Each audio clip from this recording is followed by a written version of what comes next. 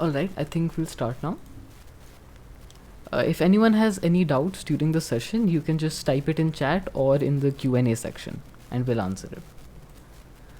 Okay, so I think I'll start with just what we do here at Exin in the game development department. Primarily, of course, we participate in inter-school competitions. There's multiple throughout the year. We try to win every one. And now that the COVID situation is getting better, we might actually have offline competitions, which is pretty exciting. We also participate in game jams, which, if you don't know, they're uh, international competitions. Anyone in the world can participate, no age limit.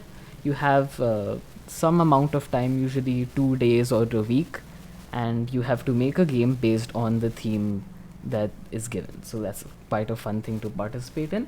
Of course, we also have personal projects which all of us work on, and in Exon provides a community where we can discuss all our personal projects with everyone. We can ask doubts and all that. Which also leads to collaborations. There are a lot of different departments in Exon that are very helpful for game development. For example, there's 3D and 2D design or audio production, right? So we frequently work with members from those departments, and we try to make the best game that we can using the assets that they can provide. Alright, so I'll begin the session. So what we're going to do today is we're going to be building a full game. So we're gonna go from, so I assume everyone received instructions for how to set up the Godot game engine. I posted it in the classroom a few days ago. So don't worry if you haven't set it up or you fall behind while I'm demonstrating. You'll be provided with a recording of the session and a text summary which you can refer to later on. So we'll cover how the Godot editor works. We'll figure out what all the different windows do, how we can navigate. We'll also look at the very rich node and scene system of Godot, which allows us to allows a lot of freedom with how we place assets in our scene. We'll also do some basic physics. We'll see how to implement that, and we'll do some basic scripting. We'll add some functionality to our game as well as some UI. So this is the game that we'll be building today. This is called Rollerball.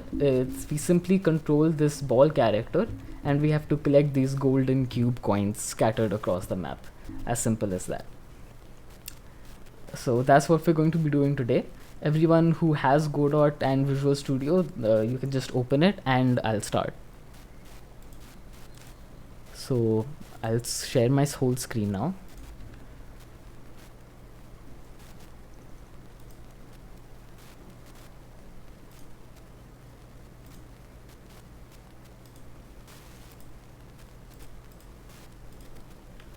Alright.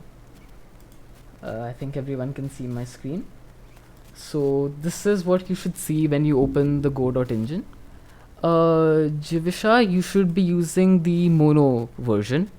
That was written in the instructions. Right. So once you have this open, you should see all of this. And on the right here, we'll click on new project. So we click on new project and let's set a name. So I think this game will just call roll a ball, and just click create new folder. This will create a folder where our entire project will be hosted. Right. We can stick to OpenGL 3. 2 isn't really necessary for what we're doing, and just click create and edit. So you should see this interface now once it loads, right? So there's basically 4 main components that we care about right now. There's this on the bottom left, the file system. This is basically our file explorer of all the things that are in our game, right? So whenever we save a script or an asset, it'll show up here, right? Here is the scene hierarchy on the top left. This is where we'll see all the nodes in our scenes, right? And on the right is the inspector where we edit the properties for all the nodes, right? And then this is the middle screen. This is where we will be able to see what our scene looks like. So Now the first thing we should get comfortable with is how to navigate this scene. So you see this 3D space here. We have to know how to move around it so that we can look at what we're doing. So I think this requires a mouse. So if you click the middle mouse button on your mouse and move it, you should rotate around the center, right? Click the middle mouse button and rotate. This is very important, right? You should get used to this. And then if you press the shift key and the middle mouse button and you move the mouse, then you should pan across the scene. These are the two basic controls that you should get used to, right? We'll be using this all the time to look around our scene, right? So you can just try this out, get used to moving around, right? Then I think we can start making the actual game. So we have to make our scene. This game is 3D, so we'll click on 3D scene for the root node, right? If you click on 3D scene, you should see this arrow pop up, right? Now you can see the scene hierarchy actually has something now, right? So our root node is a spatial node. This basically means it's a 3D scene, right? And what we can do now is we can add nodes to this scene. So there's this plus button on the top left. If you click that, you should see this menu where you can add any nodes that you like. So let's start. We want to make first a ground plane, right? We want a ground that our player can be on. So for that, search for the static body node, right? Select this and select create. Now you should see this cube mesh in the middle, right? Doesn't look like much right now. If you click off, it won't show anything. But what the static body allows us to do, if you select the static body and then add a child node, then we can add a mesh instance node. So I'll just repeat. What you do is you click on the spatial node and you click on this top left button called add child node and you add a static body. Right? You don't have to do much with this, and then after clicking on the static body, you can add another child node for a mesh instance. Right? Now what we can do with this mesh instance is see in the inspector on the right. Now we can set the properties of this node. We can set the mesh property. Just click here and you should see all of these options, right? Now we want the plane the ground to just be a cuboid, so we'll start off with a cube mesh. If you click on this, you should see a cube happens in the middle of your screen, right? You've made a cube in the middle of your scene, right? Now you'll see this exclamation mark. So I'll just repeat again. You click on the spatial node. You had to create a 3D scene. You add a child node called a static body, and then on the static body you add a mesh instance. And in the mesh property of the mesh instance, you can do a new cube mesh. This should create a cube in the middle. Alright, so then you also see this exclamation mark. This is because while we've made this, we're not actually defining the collision, so you don't really have to worry about that. Just go on static body and add a collision shape. So it's not going to be inside the mesh instance. We want this on the static body. Now this collision shape, we also want our collision to be the same as the mesh, so we want to select a box shape. Right, so go in the shape property of the collision shape and you can set it to a box shape. And then there should be these handles on the cube, and we have a cube that can interact with physics, as we'll see later on. So now what we want to do is we want to look at the middle top here. We have these 4 icons here in top of the scene, right? These icons let us transform the objects in our scene. So for collision shape, you add on the static body, you add in a collision shape, and then in the shape you click on it and you set it to a box shape. and that should create this. Alright, so now we have these three tools at the top of our scene. Now these allow us to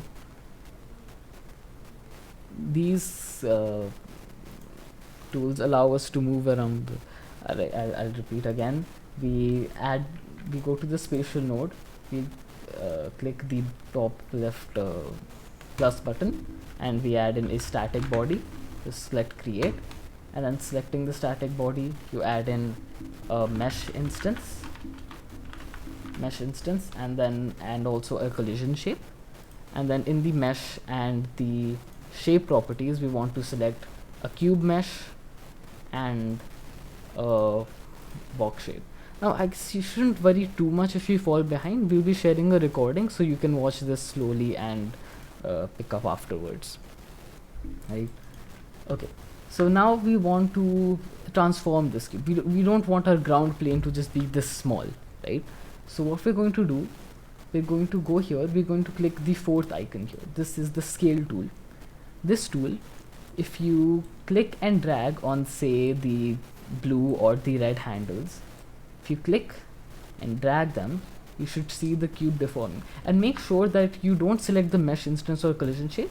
In the scene hierarchy, click on the static body. We don't want to modify the mesh instance or collision shape again. Alright, so you go on the static body, and then you can click and drag these handles, and we can scale up this ground plane, right? We want the ground to be nice and large, right?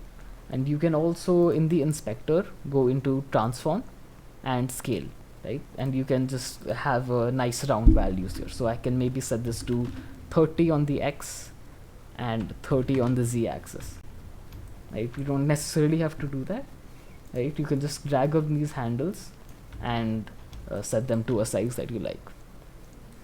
So this should give you this nice ground plane. Now it looks kind of boring, just white, right? So let's add some color to it.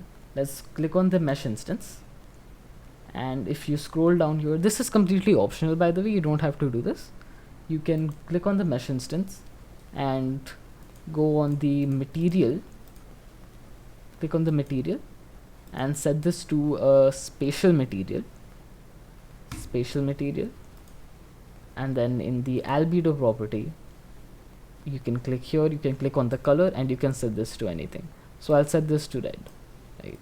So what we did, we went to the mesh instance, we went to material, we set it to a spatial material, and then we set the albedo properties color to red. This is optional, you don't have to worry if you weren't able to follow that. Alright, you have a ground plane. Like, this was some basic scene setup.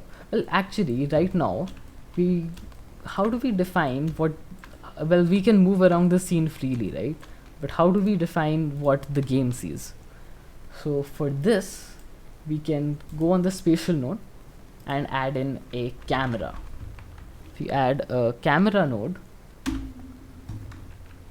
right, and then let's select the tool, the second tool. This is the move tool. You can click on these arrows and you can move the camera up.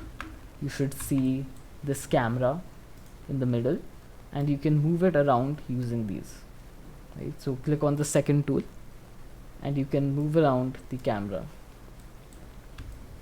Now what you can also do is you can click this preview option on the top left, right? Toggle camera preview. This is what the camera sees. We want the camera to be able to see the ground. So now the reason it can't do this is because, as you can see, it's facing directly forwards. So what we can do instead is we can click on the third icon, and this allows us to rotate it. So I'll rotate it on this red axis. So you just want to click and drag it downwards. Now you'll see that this is facing down. So for camera, you go to spatial and then you add in just a camera node. That's it. And this should show up. You can use the move tool, which is the second one, and the rotate tool, which is the third one, and you can move it, and it should be facing like this, and you can see what the camera sees. You can go on the preview option, you can toggle the toggle camera preview, and you should be able to see, right? Now it can act, now it's not just looking down, it can see the ground plane. So let's maybe move it a bit up, let's move it a bit back, right? You can just do this to taste, right? And I can preview, and we have the entire ground plane in view, right? Now what we can do, we can simply save, right? So Control S, we can save this scene. Let's press Control S anywhere, and let's just call this, say, game, right? Let's set the file name to game, and we've saved it, right? Very simple.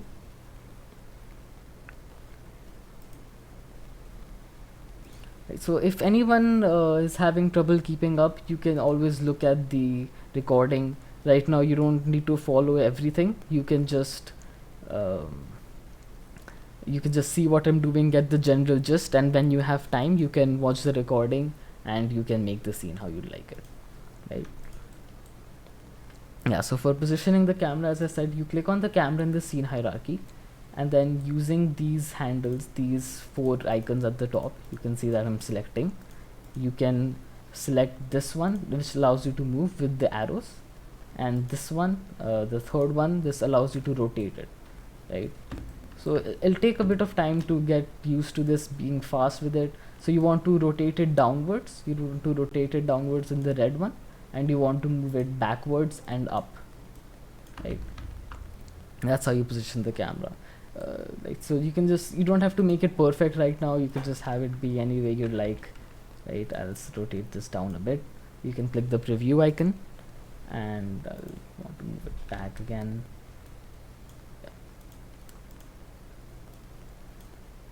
And I think this looks good, right? Now what we can do is we can get to some of the more exciting parts, right? Let's add the player that we control. So let's go on the spatial again, and this time instead of a static body, let's add in a rigid body, right? You click on the rigid body node, right? Now this is the similar to the static body, we have to create another mesh instance and collision shape inside of this.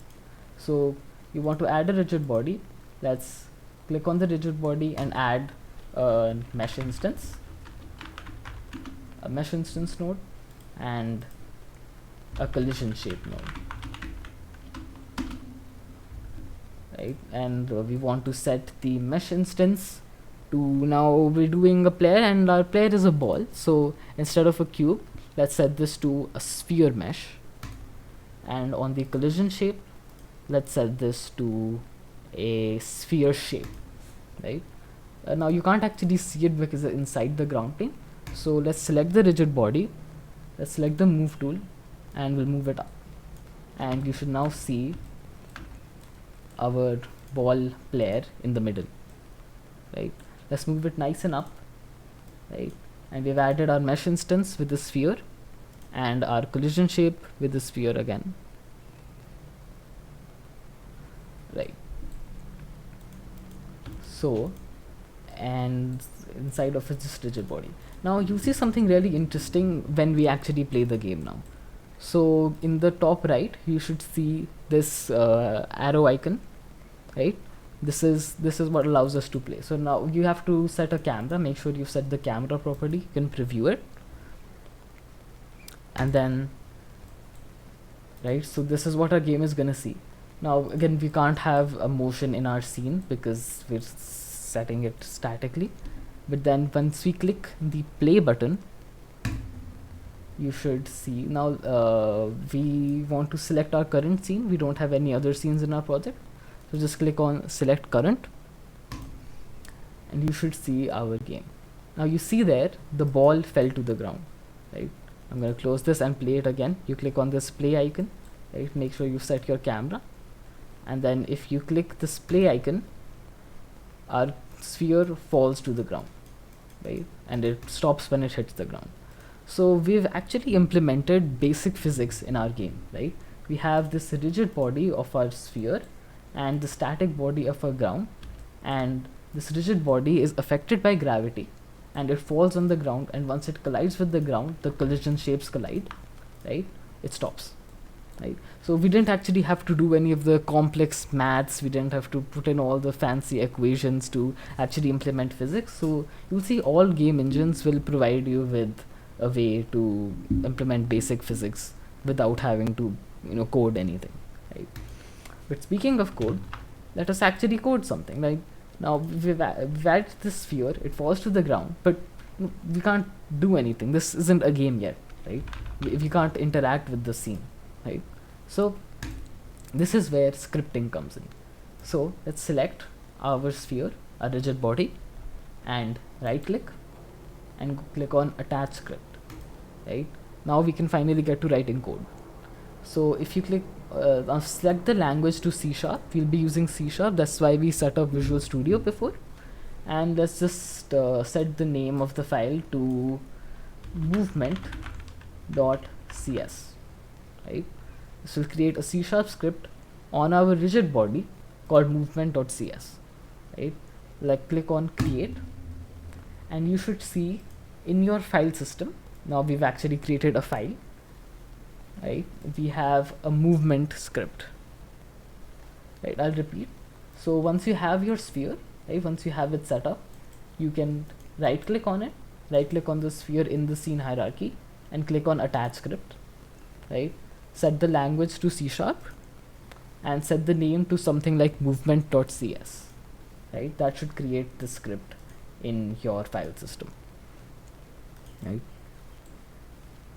Okay, so once you've done that, we want to actually edit the script. We want to add our own functionality onto it. So for that, let's simply double click, right? Now we should have set up yes, so you all should have set up Visual Studio beforehand. So this is where it comes in, right? So you had to go to editor, in editor settings. If you'd followed the instructions, you would have done this already. You go all the way down to mono in the editor and set this to Visual Studio. I don't have Visual Studio on this computer. I just use something similar, right? You should just set this to Visual Studio, and then once you double click this, it should open up in Visual Studio. You might have to set it up so your meshes are invisible, right? So when you actually click on the mesh instance, you have to set the mesh, right? So you have to click on it and you have to set it to a cube mesh, and it should show up. Otherwise it might be some bug with your system, so you can try this later maybe, right? But I think that's good for now. So once you double click this, it should open Visual Studio. Now I don't have Visual Studio, but it should open, right? So once we have, so just wait for it to open. Visual Studio can be quite slow, right? But once this opens, you should see something like this. This is our script. We don't actually have any code that does anything here, but we do have some code.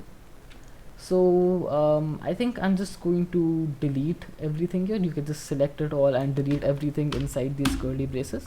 Now this will be hard to follow if you've never done any coding before, but it's quite a simple script. We're not doing anything complicated, so I think should be fine for now. So now don't remove everything, right? You want to keep the public class movement rigid body, right? And want to keep these curly braces. Now inside of here, we'll start writing some code.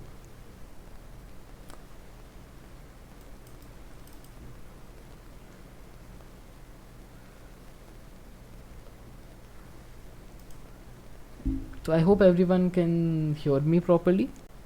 Yes, we will be sending a recording.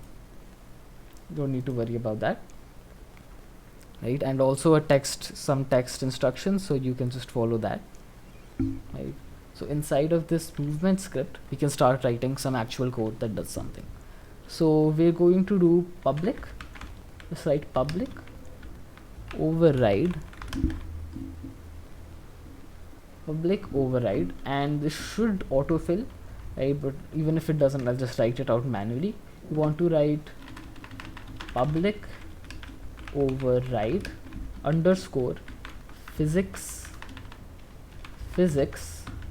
process, right? You write this and then you add in some brackets, regular brackets, right? Ignore that.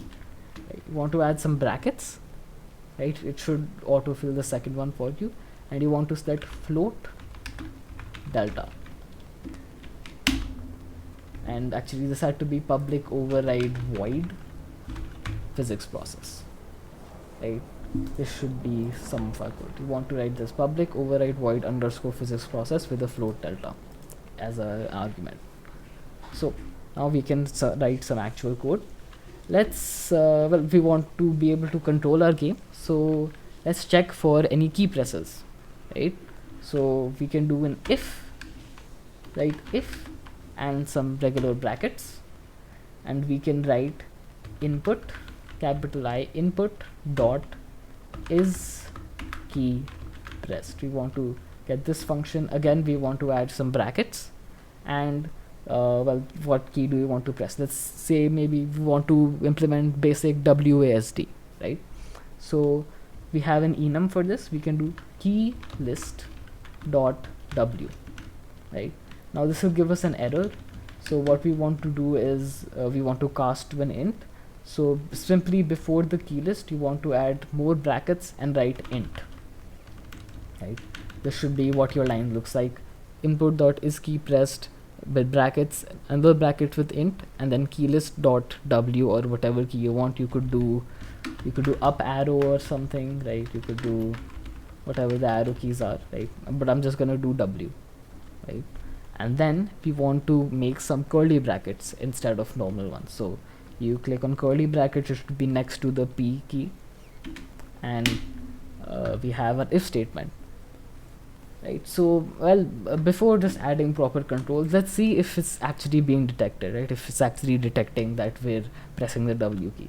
So let's write gd dot print, capital GD dot print, and we're just going to set this to, we're gonna open some double quotes, and we're just gonna say w key pressed.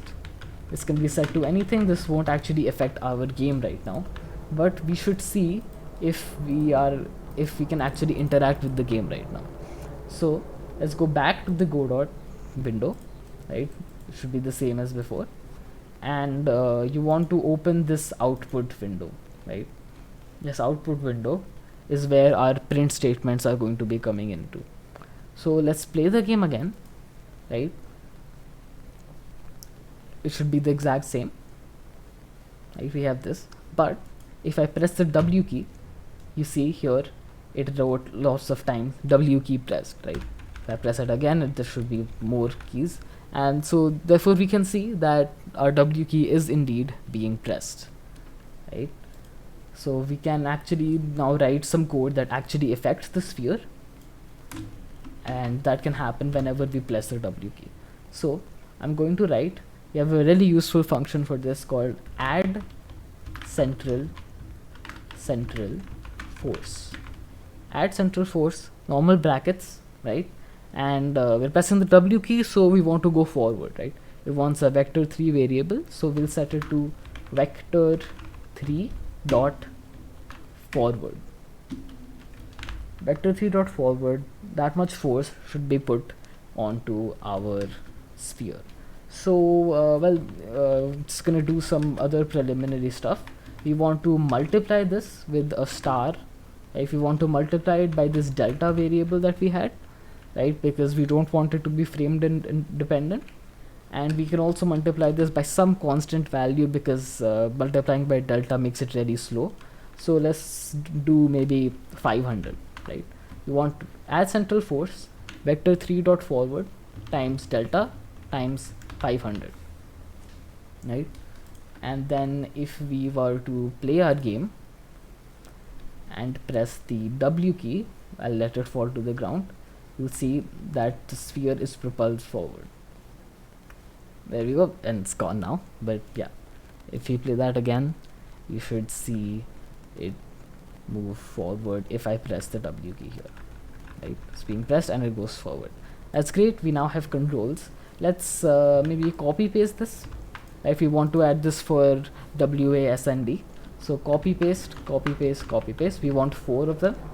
Let's set we want to do W, A, S and D, right?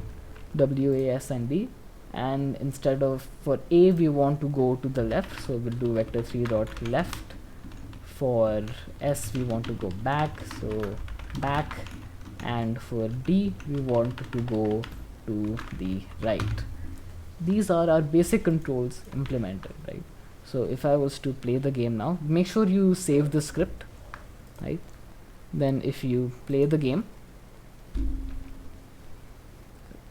I'll let it fall to the ground, and now I can move all around. I can move in circles if I like, I can move anywhere, right? We have WSD controls, we've made a game already, right?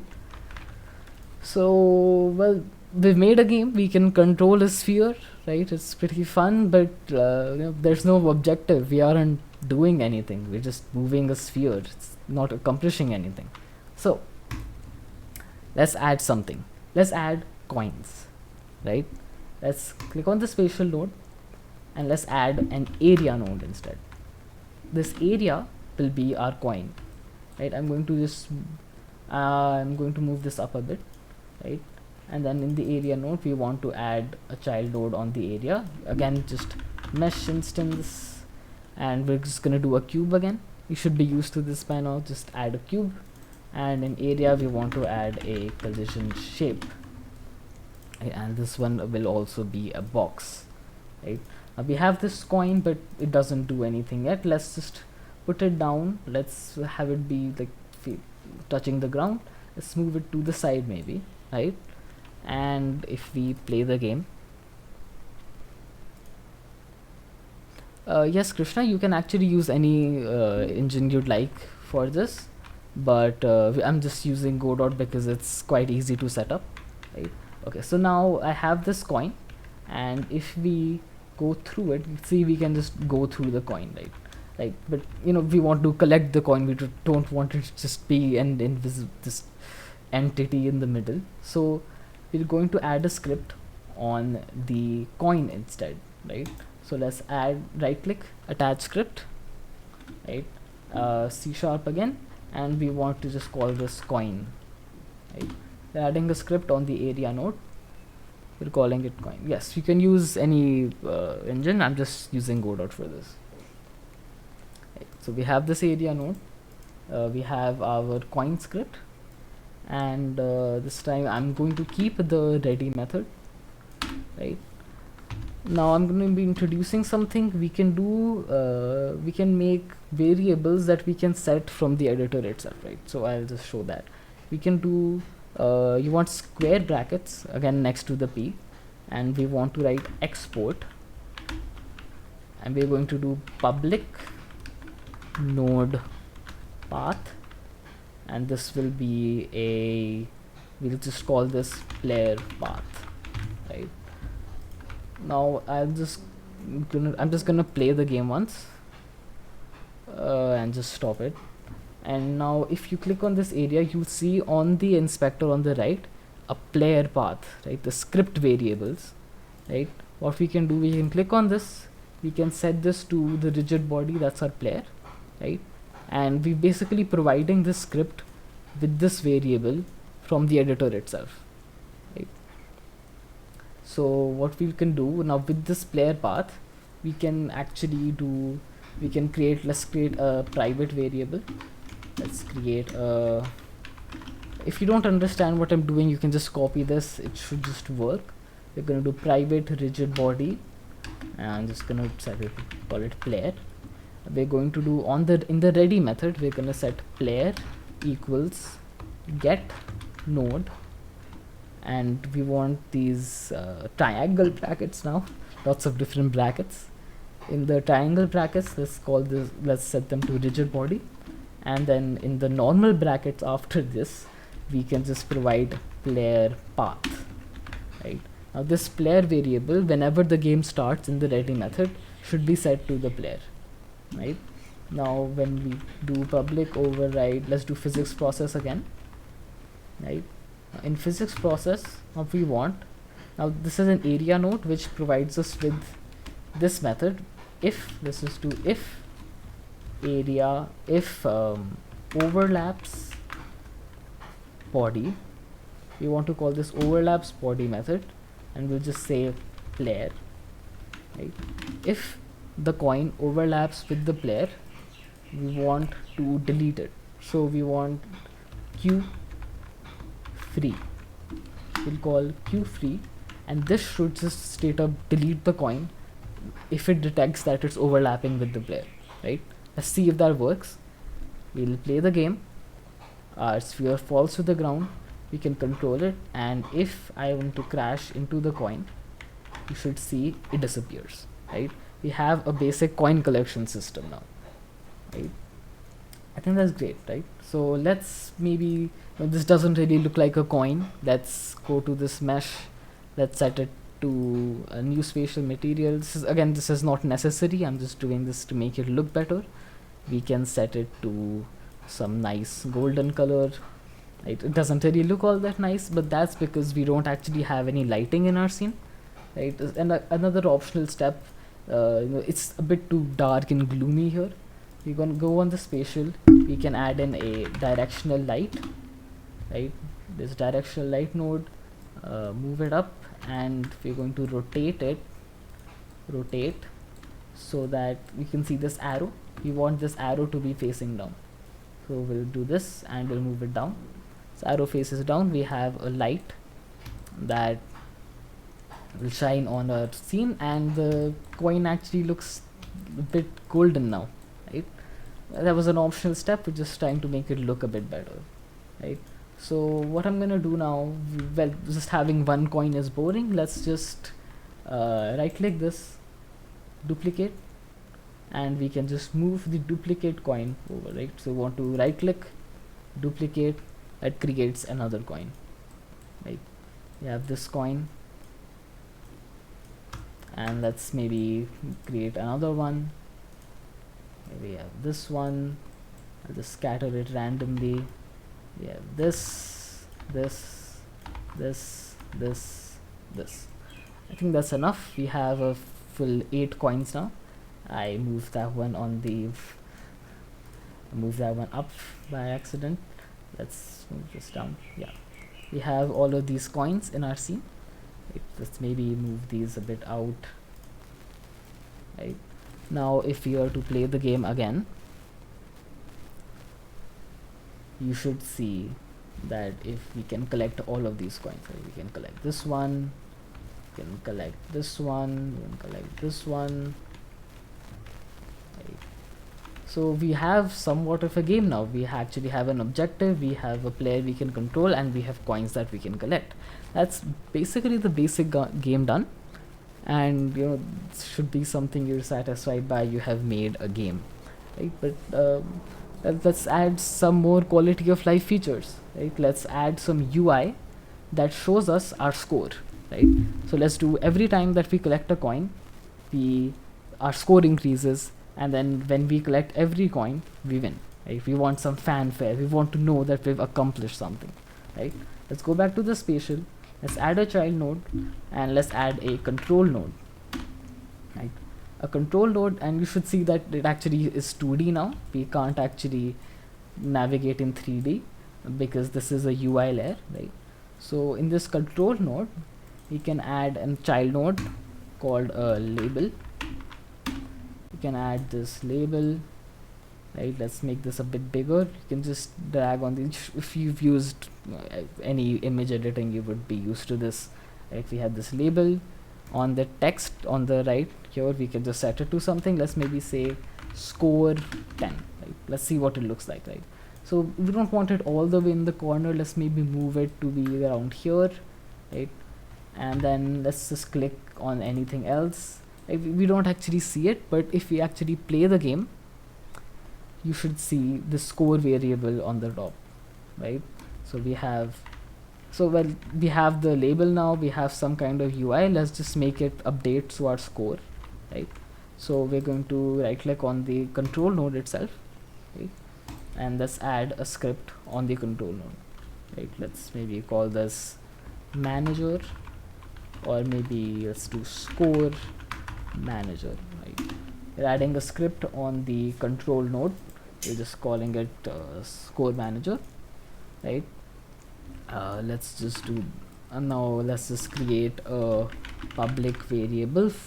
Let's call it an int score, right? When the game starts, our score is 0. We're just creating a score variable, calling it public, so we can actually change it when the coin is collected, right? And then what we want is, well, we also want a way to edit our label from the script. So let's go up, let's set another export variable. Let's set this to public node path again, and this time for label, public node path label path.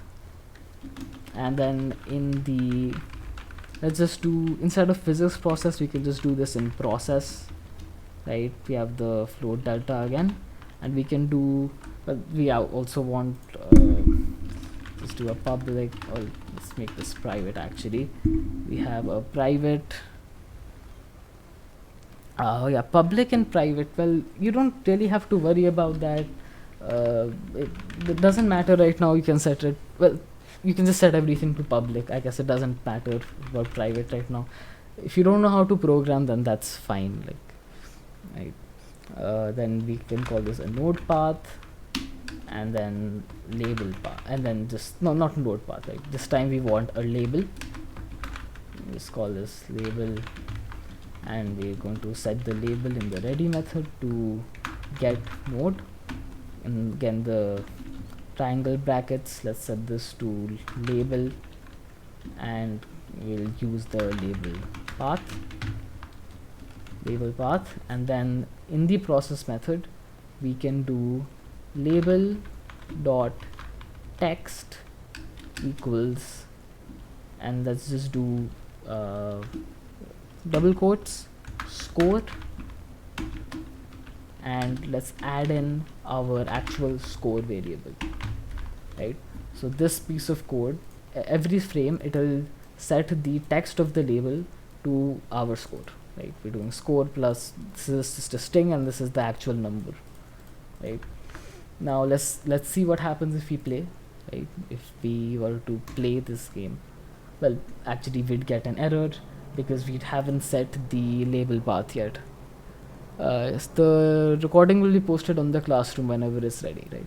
So in the label path, let's assign this to the label that we have, right? We're just gonna assign this to the label as the child of the control node, right? And then once we play, you should see that the score here, well, it says 0, and if we collect a coin, it'll still say 0 because we don't actually have it update the score yet, but we are setting this through a script, right? So let's do something. In our coin, we will do an export, again, export public node path. Actually, instead of this, since we've already duplicated the coins, let's just do this in a weirder way. Let's just create a score manager, right?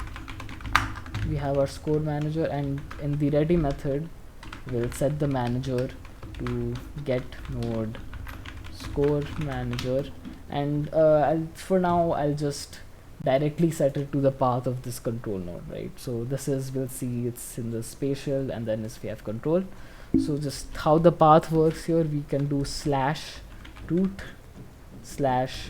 spatial / control, right? We would have set this to a node path. That's the better thing to do, but since we've already duplicated it, and setting it individually on 8 coins would be quite annoying, so let's just do it like this, right? Manager get node score manager, right? Get node score manager, and we'll set this path to this, right?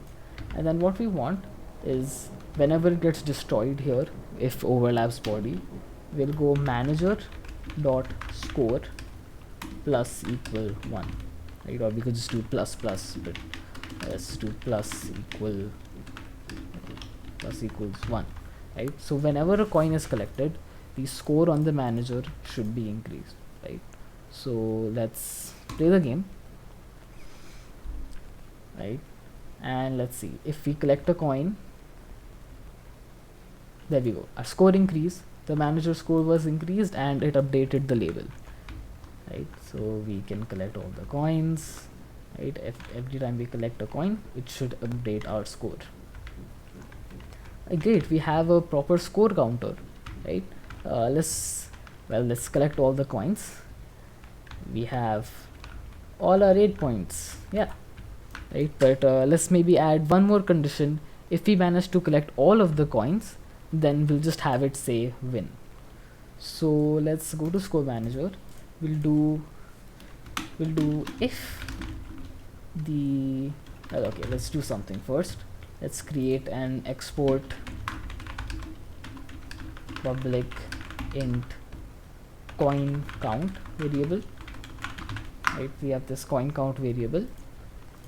We can do if the score is more than or equal to the number of coins, that means that we have won, right? So let's set the label dot text to win, right? And let's just put the rest of this in an else, right? So if we've already won, then there's no point setting it to the score, it'll just get overridden, right? So let's just do it as an else. If the score is more than the number of coins, then we win, else we lose, right? So let's just play the game once. Right now this should show up here. If you go on the control, our script variable should show this coin count, and let's set this to, well, we have I think 8 coins, so let's set it to 8, right? Very simple. And then if you are to play our game, it should function the exact same right now, right? Our score is 0, then we go up to 1, right? I'm just gonna collect all the coins.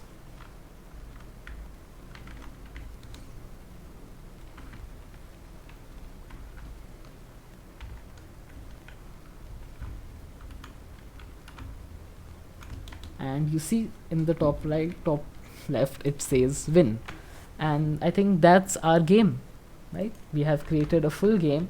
We control a character, we collect coins, we have our score displayed, and if we collect all those coins, then we win.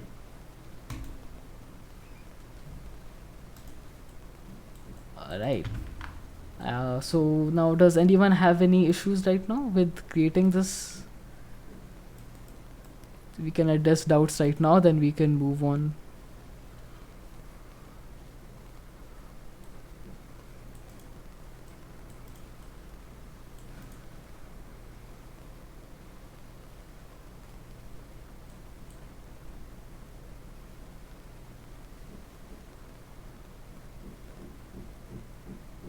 If there's no doubts, then I'll maybe continue on. Okay, I think that's fine then.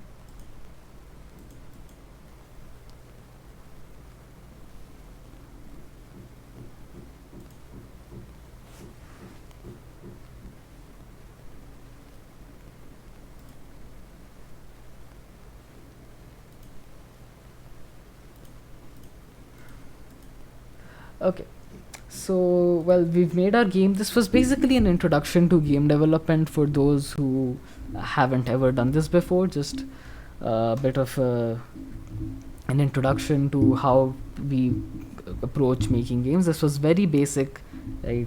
We've just to get you started.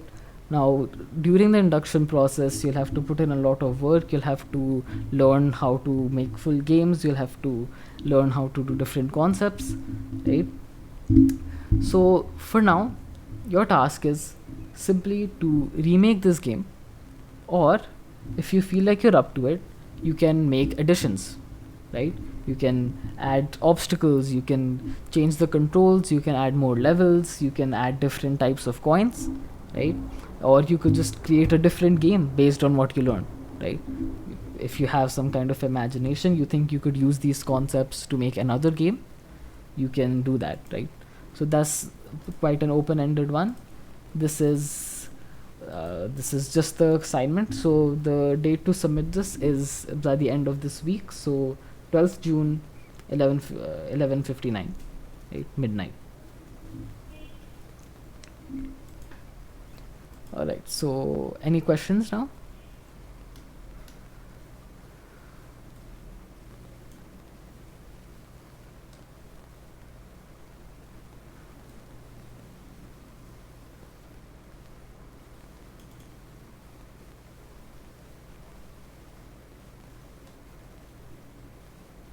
Yes, so there will be an assignment posted in the classroom shortly, right? There'll be more details there and you can submit. We'll post the recording as soon as we ready, we'll process it. You'll be given a text summary that we've already prepared, right, which you can follow before this recording is ready.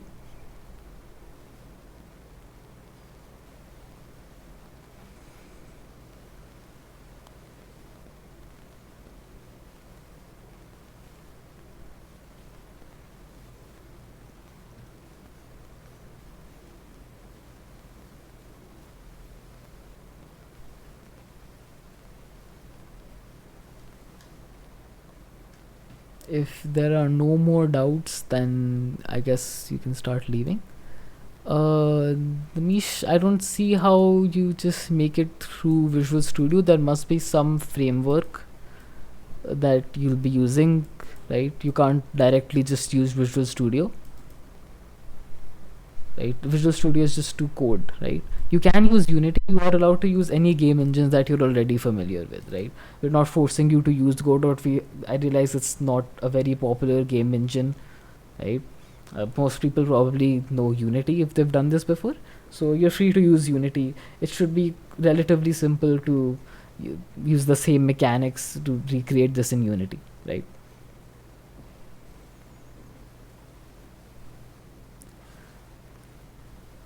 Yes, Shivisha, there will be a recording posted as soon as it's ready.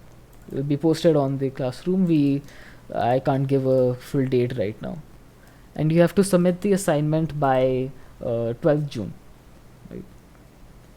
So Sunday.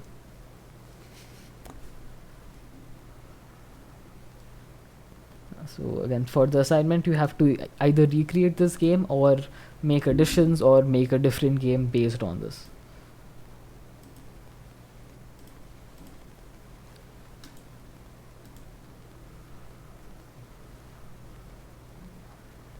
No, we'll post the recording in probably 2 or 3 days, and even if it's a bit too late for you, we will be posting a text summary which you can reference instead. It should have all the resources you'll need to make this game even without the recording.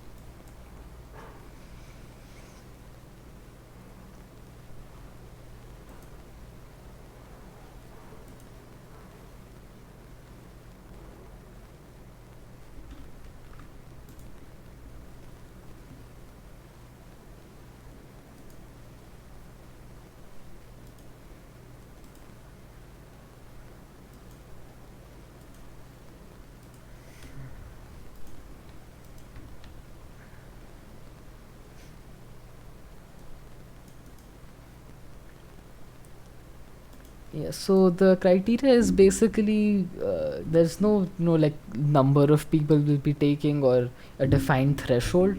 Where there'll be assignments posted every week, right? And we'll see how you perform. We'll see what you submit, and we'll basically be taking the ones who perform the best, right? Yes, you can recreate this game. I mean, from scratch. I mean, assume you mean like remaking it, not in the software scratch, but yes, we can. You don't have to look at this recording at all. You can just look at what the final result was and recreate it. It's very simple, right? You can do that as well. Like, you'll be judged on just depending on what the task is, mostly just creativity and quality of work itself, right? How well you make the products, how well you code, how well you put it together,